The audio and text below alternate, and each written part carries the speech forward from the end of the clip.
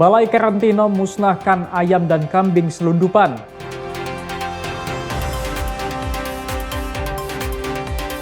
BNPB harap Kuntara selesai sebelum Ramadan.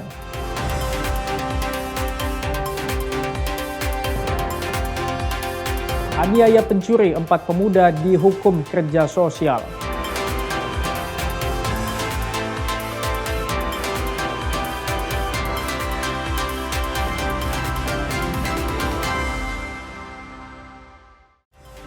Halo, selamat pagi saudara. Kompas Pagi hari ini hadir dengan beragam informasi penting dan menarik dari Sumatera bagian utara. Selain 3 sorotan tadi, sejumlah informasi lainnya akan kami sajikan dalam Kompas Pagi. Bersama saya Emir Syapurba, inilah Kompas Pagi selengkapnya di Kompas TV, independen terpercaya.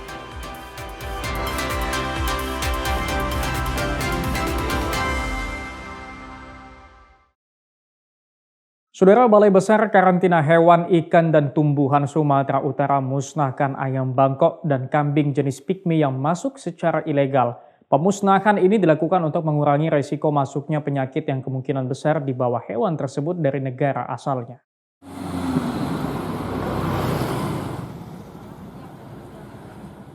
Sebanyak 173 ekor ayam bangkok dan 20 ekor kambing dimusnahkan menggunakan mesin insinerator. Sebelum dimusnahkan, ayam dibius sedangkan kambing disembelih terlebih dahulu.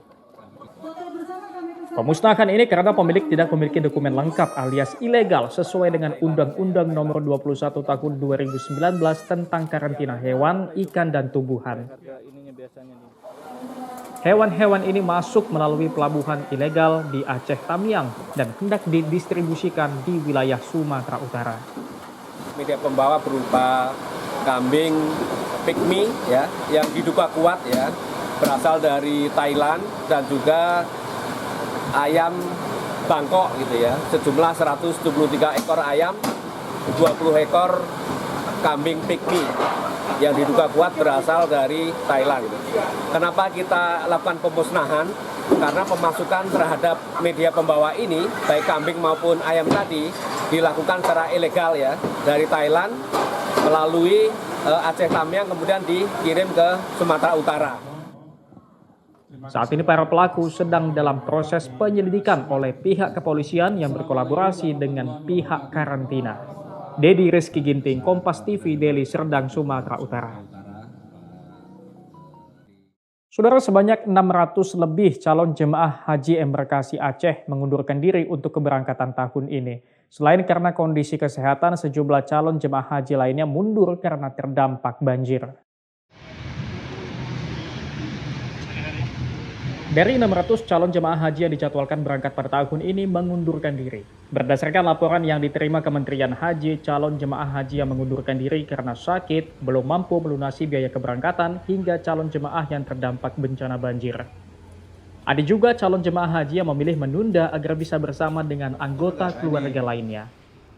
Di sana-sini jemaah kita banyak yang terkendala karena musibah banjir bandang ini. Ada memang beberapa jemaah yang mengundurkan diri, tentunya dengan alasan mungkin berbagai alasan dari jemaah, dan juga semua kuota itu kita dorong supaya jemaah tetap dapat melakukan pelunasan sebagaimana biasa, dan kita juga diberikan kuota tambahan untuk cadangan 40%, sehingga mungkin menutupi semua kuota yang reguler. Dan lansia itu ada beberapa cadangan yang siap untuk diberangkatkan untuk menutupi kalau ada memang kota-kota yang kosong ketika jamaah sakit atau meninggal dunia.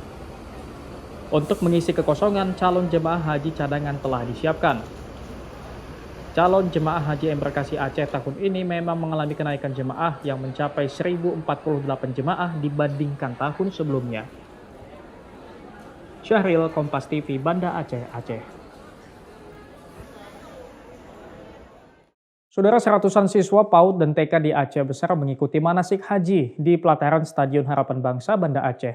Kegiatan ini menjadi media edukatif mengajarkan anak nilai ibadah haji sejak dini.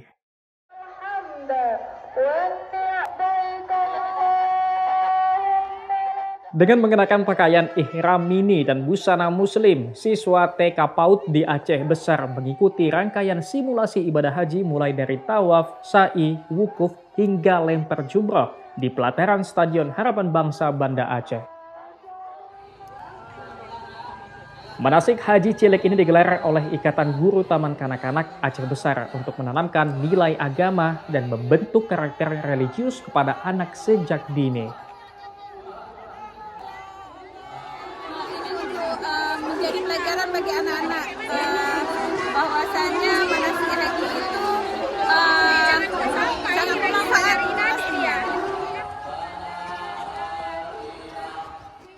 Selain simulasi ibadah, panitia juga melakukan aktivitas edukatif bernuansa religi guna menjaga antusiasme peserta selama kegiatan berlangsung. Nova Misdayanti, Kompas TV, Banda Aceh, Aceh. Saudara, warga di Jalan Merak, Kelurahan Tangkrang Tengah, Kecamatan Merapoyan Damai, Kota Pekanbaru memperbaiki jalan rusak secara swadaya. Warga mengaku khawatir kondisi jalan yang rusak membahayakan pengendara. Inilah suasana saat sejumlah warga memperbaiki jalan yang rusak di Jalan Merak, Kelurahan Tangkrang Tengah, Kecamatan Merapoyan Damai, Kota Pekanbaru, Provinsi Riau.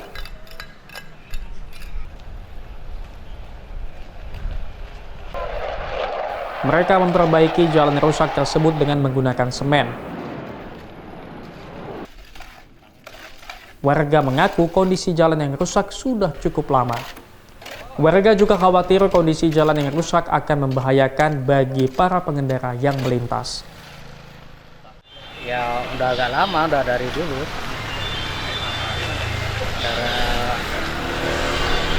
Udah lama lah. Bapak udah lama tinggal di sini? Di sini udah lama.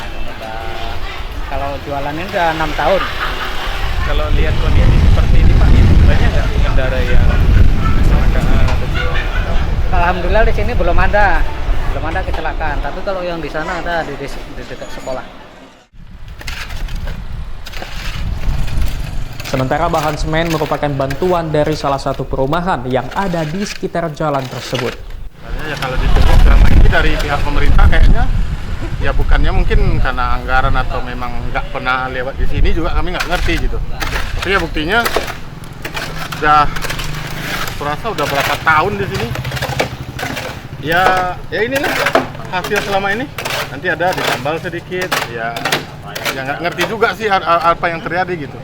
Sementara di ruas-ruas jalan lain yang kayak kita nilai masih layak, malah di ini gitu loh.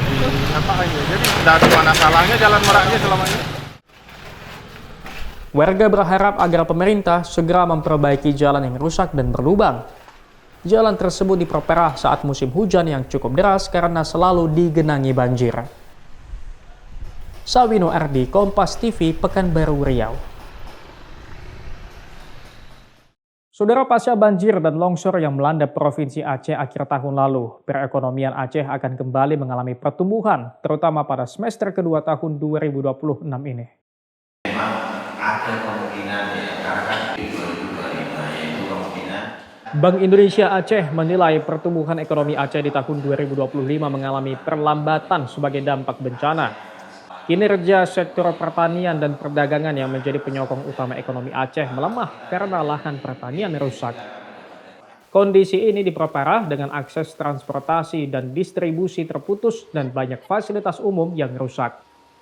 Di triwulan 3 tahun 2025, ekonomi Aceh tercatat 4,6% dan melambat hingga akhir tahun lalu pada kisaran 3,5 hingga 4,4% imbas dampak bencana parah yang melanda 18 kabupaten kota di Aceh. Namun seiring proses pemulihan yang berjalan saat ini, ekonomi Aceh diharap kembali tumbuh di angka 4,4 hingga 4,5% pada tahun 2026. Bank Indonesia menilai optimisme pertumbuhan ekonomi itu terlihat dari proses rehabilitasi dan rekonstruksi yang anggarannya cukup besar. Untuk 2026 kita memang melihat bahwa sebenarnya ini kan proses recovery gitu ya. Dan kemudian ada upaya dari pemerintah untuk menanggulangi bencana. Salah satunya untuk rehabilitasi dan rekonstruksi yang kalau kita lihat angkanya kan cukup fantastik ya itu ya. Dan ini apabila itu betul bisa masuk di Aceh dan dilakukan, ini mengganti efek bencana tadi itu. Memang bencana ini diperkirakan di semester 1 akan masih terbawa gitu ya.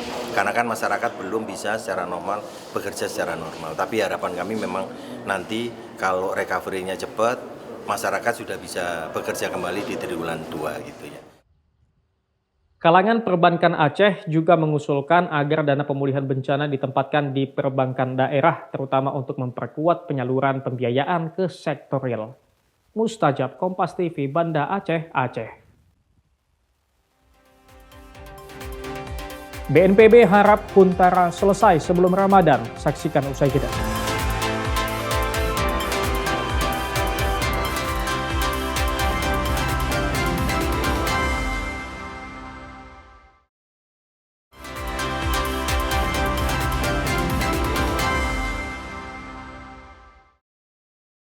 Saudara, Badan Nasional Penanggulangan Bencana menyelesaikan pembangunan 210 dari 380 hunian sementara di Komplek Perkantoran Kabupaten Pd Jaya. Hunian sementara ini diharapkan bisa digunakan oleh warga sebelum Ramadan mendatang.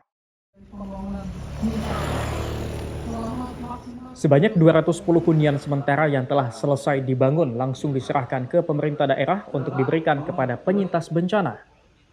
Saat ini, Badan Nasional Penanggulangan Bencana terus mengebut pengerjaan sisa hunian sementara sebelum bulan Ramadan, sehingga diharapkan dapat dimanfaatkan langsung oleh masyarakat. Hunian sementara bagi penyintas bencana ini didukung oleh PLN dengan memberikan layanan gratis selama 1 bulan. Ke pemerintah daerah, kemudian untuk rencana penempatan kita serahkan ke pemerintah daerah. Kapan masyarakat ini boleh masuk? Yang jelas kalau dari BNPB selesai, maunya kita langsung bisa masuk sehingga yang di tempat-tempat pengungsian itu sudah langsung kosong. Pemerintah Kabupaten Pd Jaya sendiri tengah melakukan pencocokan data lanjutan untuk penerima hunian sementara dan hunian tetap lanjutan. Ya, hari ini kita memang sudah mengusulkan sebanyak 1.275 untuk yang Huntara dan 1.346 yang DTH. Jadi dalam hal ini kita pemerintah Kabupaten Pd Jaya insya Allah bersama BNPB dan bersama Pak Mendagri serta Pak Dirjen yang hadir hari ini di sini, Pak Perkim dari Perkim Aceh. Insya Allah kita akan memaksimalkan semoga Huntara ini bisa dinikmati oleh masyarakat yang terdampak dari bencana banjir bandang dan tanah longsor di Kabupaten Pd Jaya pada sebelum Ramadan.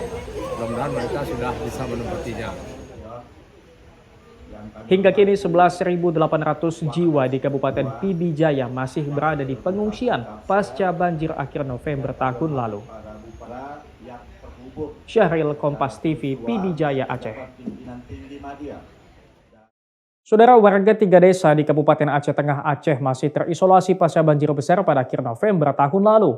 Mereka mengandalkan kabel seling untuk menyeberangi sungai setelah jembatan penghubung putus total.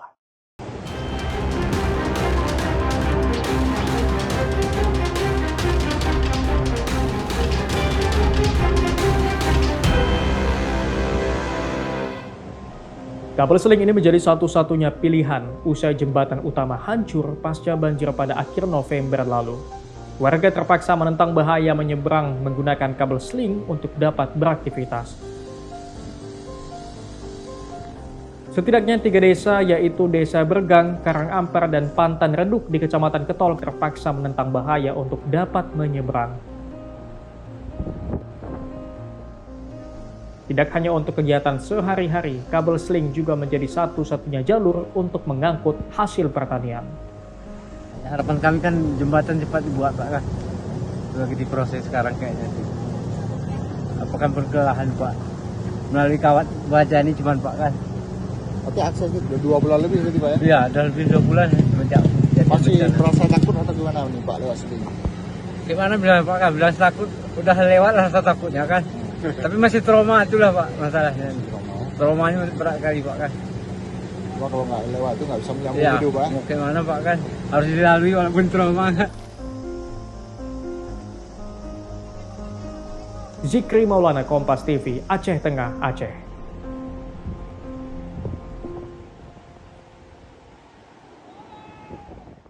Saudara, 20 hektar lebih areal sawah di Desa Topin Raya, Kecamatan Pesangan Siblah Krueng, Kabupaten Biren, Aceh, hingga kini masih tertimbun pasir sisa banjir akhir 2025 lalu. Para petani tak lagi bisa menggarap lahan yang seharusnya sudah memasuki musim tanam.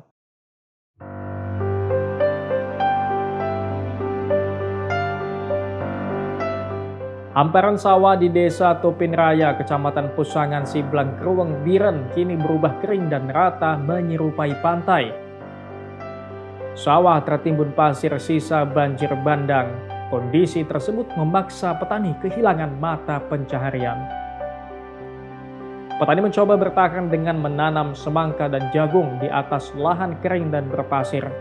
Meski ada resiko gagal panen, namun warga tak punya pilihan agar bisa memanen sebelum memasuki Ramadan. Ya, aku tes. Aku tes macam mana aku tanam bibit ini semangka ya, Timun suri. Enggak pernah aku tanam di dalam pasir. Aku tes macam mana kalau di dalam pasir pembawaannya. Tim Liputan Kompas TV, Biren, Aceh.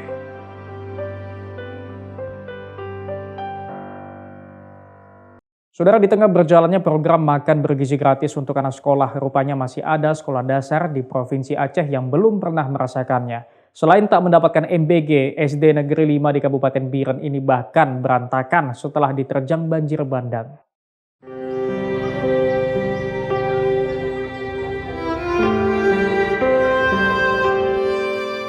SD Negeri 5 di Kecamatan Pesangan Siblah Krueng, Kabupaten Biren, Aceh ini porak-poranda setelah diterjang banjir bandang akhir tahun lalu.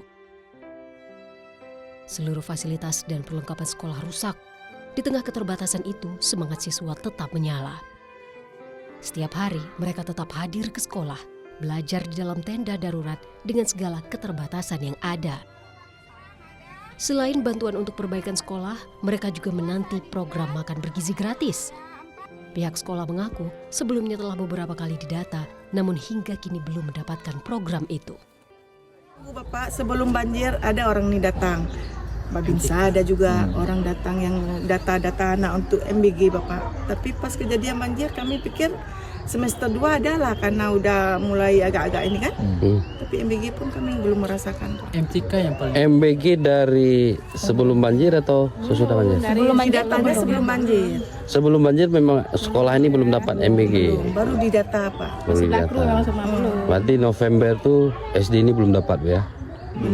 Oke, dari pertama MBG? Belum ya? Oke.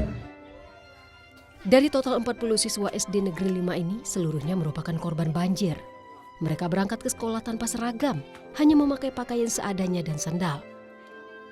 Rumah beserta perlengkapan sekolah mereka juga ikut rusak dan hilang diterjang banjir. Siswa dan guru berharap perbaikan sekolah dan bantuan pemenuhan gizi anak-anak segera datang. Raja Umar, Kompas TV, Biren, Aceh. Saudara, Kementerian Dalam Negeri telah memverifikasi 56.000 korban bencana Sumatera akan mendapatkan bantuan sosial bencana dari Kementerian Sosial. Menteri Dalam Negeri Tito Karnavian usai menggelar apel pemulangan peraja IPDN yang tergabung dalam Satgas Pemulihan Pelayanan Publik di Kabupaten Aceh Tamiang bilang pihaknya telah memverifikasi 56.000 warga korban bencana Sumatera berhak mendapatkan bantuan sosial. Untuk korban yang rumahnya mengalami kerusakan akan diberi 2 opsi, yakni tinggal di hunian sementara atau sewa rumah dengan anggaran yang disediakan pemerintah selama 3 bulan. Kementerian Dalam Negeri sendiri tengah berkoordinasi dengan Kementerian Keuangan untuk mencairkan dana bantuan untuk warga yang rumahnya mengalami kerusakan. Belum dapat utara boleh punya alternatif mereka menginap di rumah keluarga atau kos atau sewa diberikan sebanyak 600.000 kali 3 bulan 1,8. Nah ini anggaran sudah ada juga, sudah ada yang diberikan juga. Nah yang untuk rusak ringan 15 juta dan rusak sedang 30 juta ini yang sudah diajukan, sudah diverifikasi. Dedi Rizky Ginting, Kompas TV, Aceh Tamiang, Aceh. Aniaya pencuri 4 pemuda dihukum kerja sosial, saksikan usai jeda.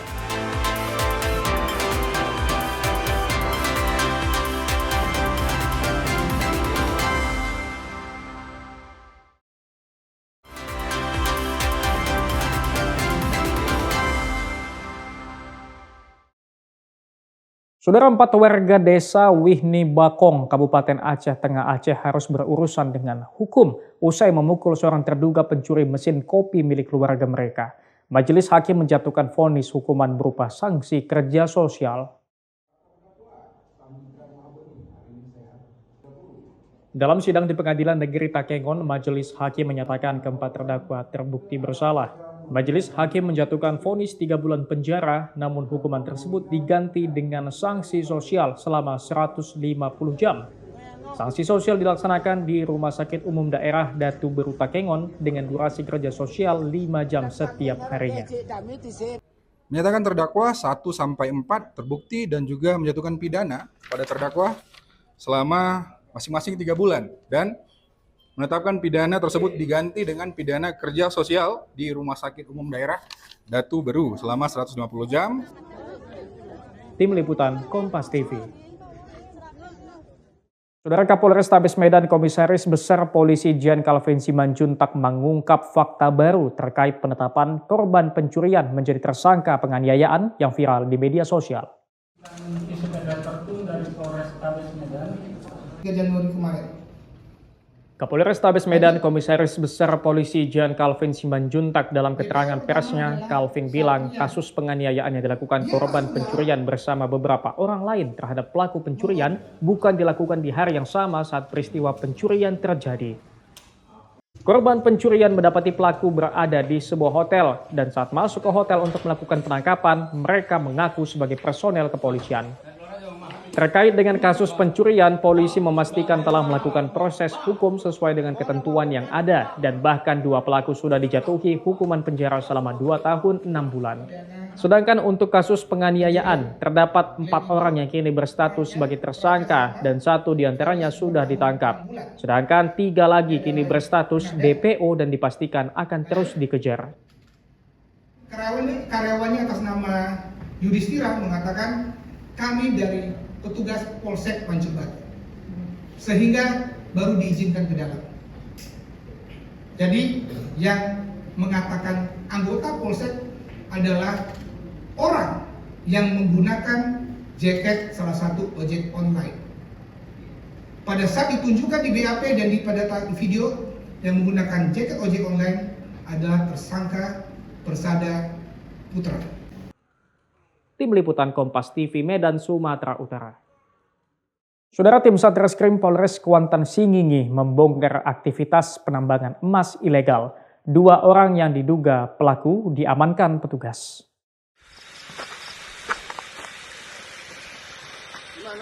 Inilah visual saat tim dari Satreskrim Polres Kuantan Singingi menggerebek aktivitas pertambangan emas ilegal di Desa Pulau Kendundung, Kecamatan Kuantan Tengah, Kabupaten Kuantan Singingi, Provinsi Riau.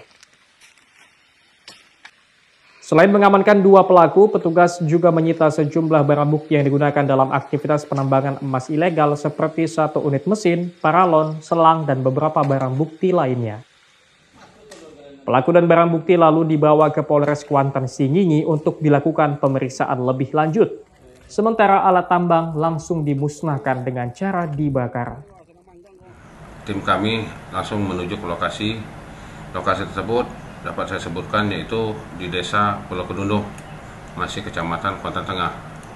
Pada lokasi kami benar telah mendapati adanya aktivitas peti, dalam hal ini menjumpai dan berhasil menangkap 2 orang pelaku, yaitu nama HY umur 25 dan JP umur 49.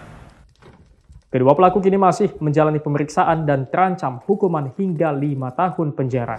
Sawino Ardi, Kompas TV, Kuantan Singingi, Riau. Saudara, petugas Balai Gakum Kehutanan Wilayah Sumatera mengamankan 7 ekor burung dilindungi dari seorang pemuda di Kabupaten Deli Serdang, Sumatera Utara. Burung-burung ini rencananya hendak dijual ke Thailand dengan harga yang cukup tinggi. Mau kemana? Ini bang. Tunggu. Inilah detik-detik penangkapan tersangka MF oleh petugas Balai Penegakan Hukum Kehutanan Wilayah Sumatera di kediamannya di Desa Kolam, Kecamatan Percut Setuan, Kabupaten Deli Serdang. Petugas juga menemukan burung yang dilindungi berupa 7 ekor burung langka asal Papua dan Maluku, seperti 3 ekor kakak tua jambul kuning, 1 ekor kakak tua raja, 1 ekor kakak tua molukan, dan 2 ekor kasturi raja. Petugas langsung membawa burung dilindungi tersebut ke Pusat Penyelamatan Satwa di Desa Sibolangit, Kabupaten Deli Serdang untuk dilakukan perawatan.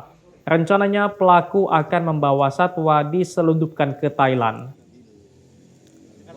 Setelah proses penyidikan, dari penyidik memproses, awalnya barang itu dari Bengkulu dibawa ke Medan, ke Deli Serdang sebagai pentingkan lah. Selanjutnya mau bawa ke Birun Aceh untuk selanjutnya nanti dikirim ke Thailand katanya. Ini termasuk jaring internasional lah. Penyidik saat ini masih mendalami kemungkinan adanya keterlibatan jaringan perdagangan satwa antar pulau. Mengingat jenis burung tersebut merupakan spesies endemik asal Papua dan Maluku yang memiliki nilai ekonomi tinggi di pasar gelap. Dedi Zulkifli Terigan, Kompas TV, Deli Serdang, Sumatera Utara.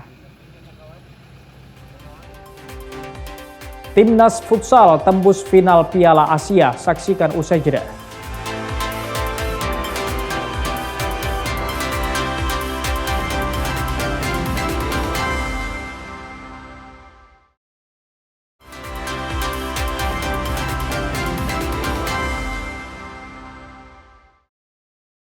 Saudara, Ketua Badan Tim Nasional Sumarji mendapatkan hukuman serius dari FIFA usai dianggap melakukan tindakan agresif terhadap wasit asal Tiongkok. Hukuman 20 laga dan denda ratusan juta diakui Sumarji cukup mengecewakan. Ketua Badan Tim Nasional PSSI Sumarji harus menelan pil pahit usai dijatuhi hukuman oleh Komite Disiplin FIFA. Sumarji mendapat hukuman usai dianggap penyerang wasit pada laga Timnas Indonesia versus Irak di kualifikasi Piala Dunia 2026 11 Oktober 2025 silam. Komite Disiplin FIFA menilai Sumarji melakukan tindakan agresif kepada wasit Tiongkok Mani yang diduga hingga terjatuh saat memberikan kartu merah kepada Shane Patinama.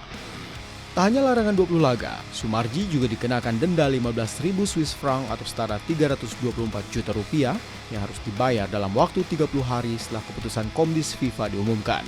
Saat ditemui di Jakarta, selain mengungkapkan kronologi di lapangan, Sumarji mengaku cukup kecewa atas keputusan ini. Namun pria 53 tahun tetap legowo dengan menjalani hukumannya. Penjelasan saya itu pun juga tidak diterima dan akhirnya malah justru saya yang diberikan sanksi yang menurut saya ini sangat berlebihan karena kan satu, saya juga tidak melakukan perbuatan yang mungkin saya mendorong begini atau mungkin saya nendang atau mungkin saya apalah gitu. Menurut saya itu hal yang lumrah ya karena kita ingin melindungi pemain dan itu pun diberikan sanksi yang cukup berat ya. Saya terima dan saya akan jalani itu. Ya itulah FIFA, itulah sepak bola, memang fair play itu juga memang sangat dibutuhkan. Selain Sumarji, dua penggawa Timnas Indonesia, Shane Patinama dan Tom Haye, juga lebih dulu mendapatkan sanksi dari FIFA. Keduanya masing-masing mendapat sanksi larangan bermain 4 pertandingan dan denda 103 juta rupiah. Renin Tanikan, Yogi Syahrevi, Kompas TV Jakarta.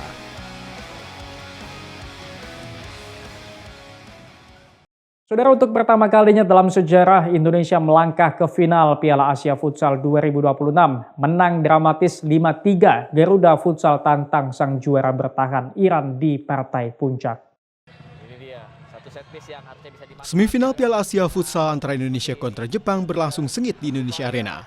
12 menit laga berjalan, skuad Garuda Futsal membuka keunggulan lewat Samuel Eko dan membawa Indonesia memimpin 1-0 di paruh pertama.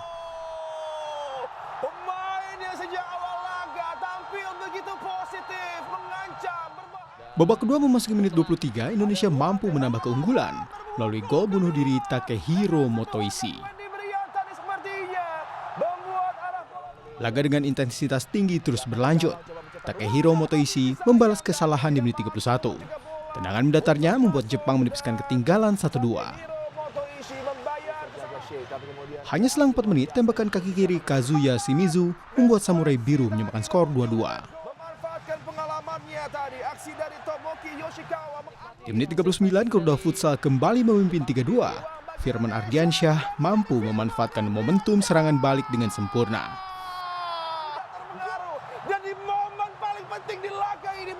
Namun Jepang tak mau menyerah.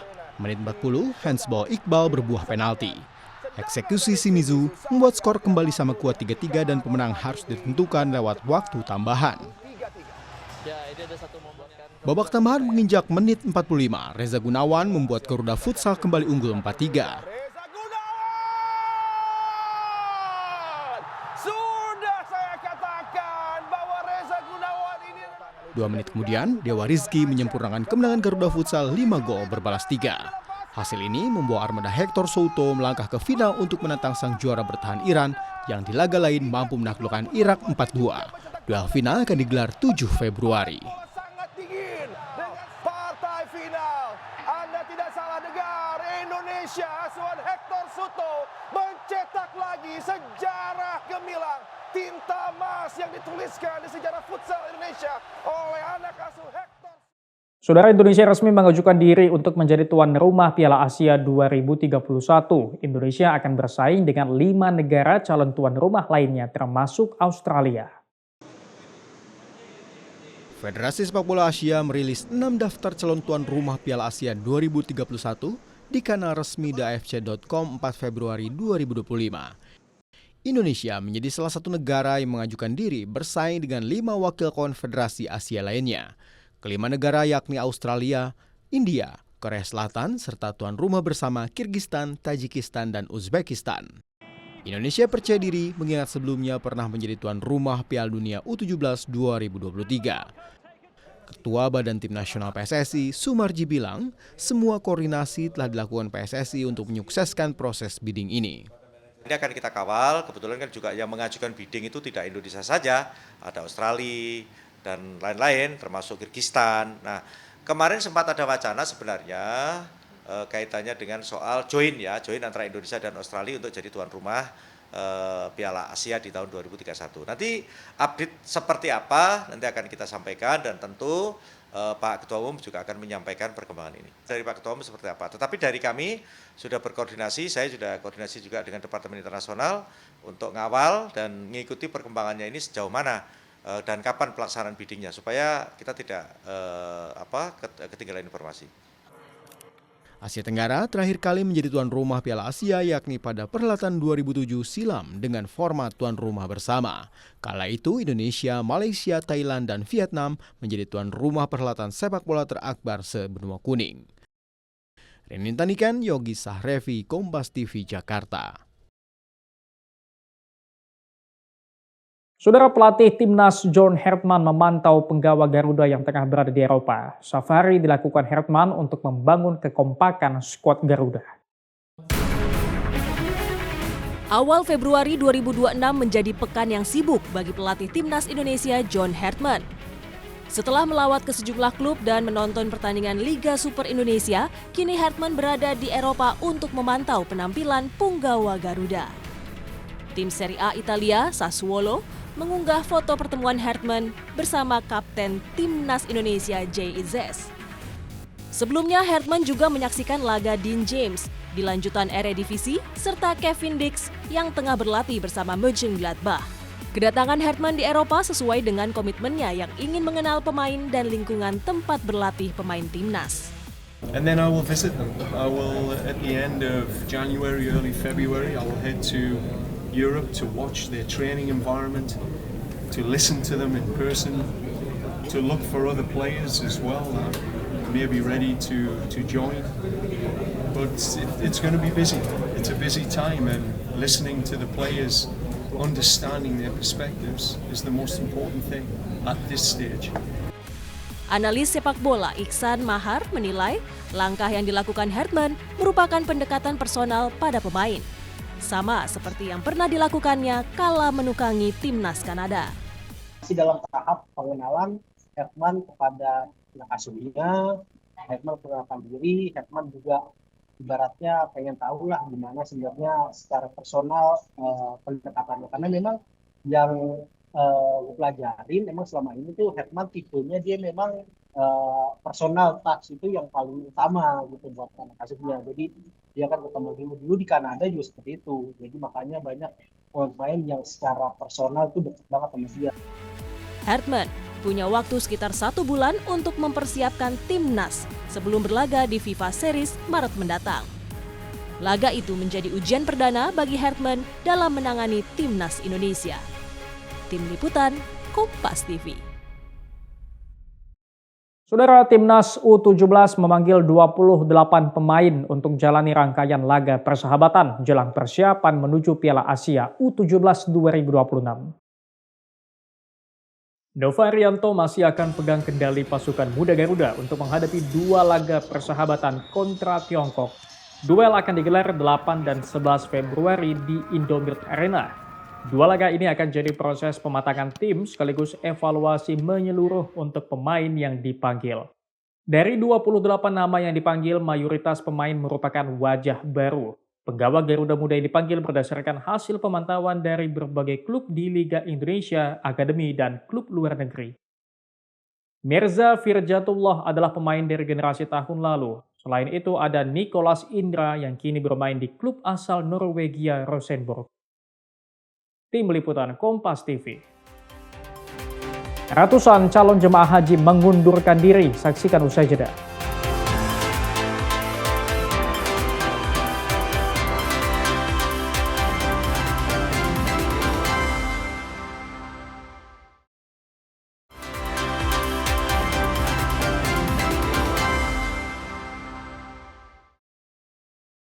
Saudara, Balai Besar Karantina Hewan, Ikan, dan Tumbuhan Sumatera Utara musnahkan ayam bangkok dan kambing jenis pygmy yang masuk secara ilegal. Pemusnahan ini dilakukan untuk mengurangi resiko masuknya penyakit yang kemungkinan besar dibawa hewan tersebut dari negara asalnya.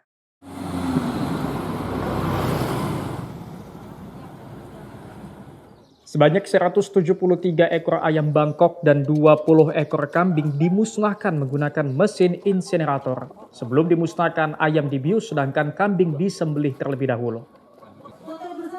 Pemusnahan ini karena pemilik tidak memiliki dokumen lengkap alias ilegal sesuai dengan Undang-Undang Nomor 21 Tahun 2019 tentang karantina hewan, ikan, dan tumbuhan. Hewan-hewan ini masuk melalui pelabuhan ilegal di Aceh Tamiang dan hendak didistribusikan di wilayah Sumatera Utara. Media pembawa berupa kambing pygmy ya, yang diduga kuat ya, berasal dari Thailand, dan juga ayam bangkok gitu ya, sejumlah 173 ekor ayam, 20 ekor kambing pygmy yang diduga kuat berasal dari Thailand. Kenapa kita lakukan pemusnahan? Karena pemasukan terhadap media pembawa ini, baik kambing maupun ayam tadi, dilakukan secara ilegal ya, dari Thailand melalui Aceh Tamiang kemudian dikirim ke Sumatera Utara. Saat ini para pelaku sedang dalam proses penyelidikan oleh pihak kepolisian yang berkolaborasi dengan pihak karantina. Dedi Rizky Ginting, Kompas TV, Deli Serdang, Sumatera Utara. Saudara, sebanyak 600 lebih calon jemaah haji embarkasi Aceh mengundurkan diri untuk keberangkatan tahun ini. Selain karena kondisi kesehatan, sejumlah calon jemaah haji lainnya mundur karena terdampak banjir. Dari 600 calon jemaah haji yang dijadwalkan berangkat pada tahun ini mengundurkan diri. Berdasarkan laporan yang diterima Kementerian Haji, calon jemaah haji yang mengundurkan diri karena sakit, belum mampu melunasi biaya keberangkatan, hingga calon jemaah yang terdampak bencana banjir. Ada juga calon jemaah haji yang memilih menunda agar bisa bersama dengan anggota keluarga lainnya.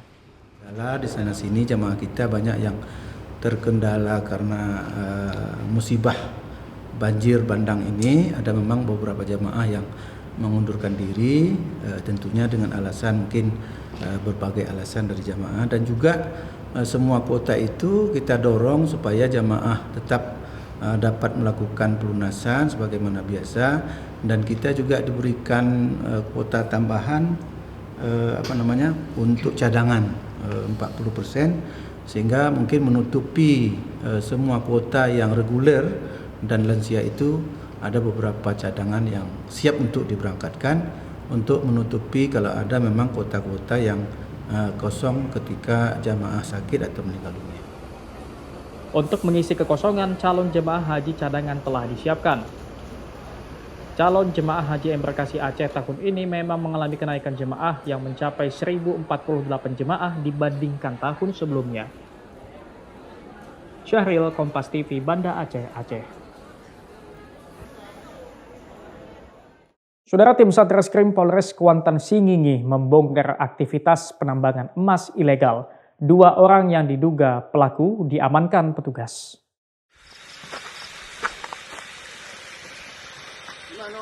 Inilah visual saat tim dari Satreskrim Polres Kuantan Singingi menggerebek aktivitas pertambangan emas ilegal di Desa Pulau Kendundung, Kecamatan Kuantan Tengah, Kabupaten Kuantan Singingi, Provinsi Riau. Selain mengamankan 2 pelaku, petugas juga menyita sejumlah barang bukti yang digunakan dalam aktivitas penambangan emas ilegal seperti 1 unit mesin, paralon, selang, dan beberapa barang bukti lainnya. Pelaku dan barang bukti lalu dibawa ke Polres Kuantan Singingi untuk dilakukan pemeriksaan lebih lanjut. Sementara alat tambang langsung dimusnahkan dengan cara dibakar. Tim kami langsung menuju ke lokasi tersebut. Dapat saya sebutkan yaitu di Desa Pulau Kedundung, masih Kecamatan Kuantan Tengah. Pada lokasi kami benar telah mendapati adanya aktivitas peti, dalam hal ini menjumpai dan berhasil menangkap 2 orang pelaku, yaitu nama HY umur 25 dan JP umur 49. Kedua pelaku kini masih menjalani pemeriksaan dan terancam hukuman hingga 5 tahun penjara. Sawino Ardi, Kompas TV, Kuantan Singingi, Riau. Saudara, Kapolrestabes Medan Komisaris Besar Polisi Jan Calvin Simanjuntak mengungkap fakta baru terkait penetapan korban pencurian menjadi tersangka penganiayaan yang viral di media sosial. Dari Polrestabes Medan 3 Januari kemarin. Kapolrestabes Medan Komisaris Besar Polisi Jan Calvin Simanjuntak dalam keterangan persnya, Calvin bilang kasus penganiayaan yang dilakukan korban pencurian bersama beberapa orang lain terhadap pelaku pencurian bukan dilakukan di hari yang sama saat peristiwa pencurian terjadi. Korban pencurian mendapati pelaku berada di sebuah hotel dan saat masuk ke hotel untuk melakukan penangkapan, mereka mengaku sebagai personel kepolisian. Terkait dengan kasus pencurian, polisi memastikan telah melakukan proses hukum sesuai dengan ketentuan yang ada dan bahkan 2 pelaku sudah dijatuhi hukuman penjara selama 2 tahun 6 bulan. Sedangkan untuk kasus penganiayaan, terdapat 4 orang yang kini berstatus sebagai tersangka dan 1 diantaranya sudah ditangkap. Sedangkan 3 lagi kini berstatus DPO dan dipastikan akan terus dikejar. Karyawannya atas nama Yudhistira mengatakan kami dari petugas Polsek Pancur Batu, sehingga baru diizinkan ke dalam. Jadi yang mengatakan anggota Polsek adalah orang yang menggunakan jaket salah satu ojek online. Pada saat ditunjukkan di BAP dan pada video yang menggunakan jaket ojek online adalah tersangka Persada Putra. Tim Liputan Kompas TV Medan, Sumatera Utara. Sampai di sini Kompas Pagi hari ini. Anda bisa menyimak video tayangan kami di kompas.tv atau menyaksikan siaran langsung via streaming di kompas.tv/live. Kami undur diri, tetap saksikan rangkaian program berita di Kompas TV, independen terpercaya.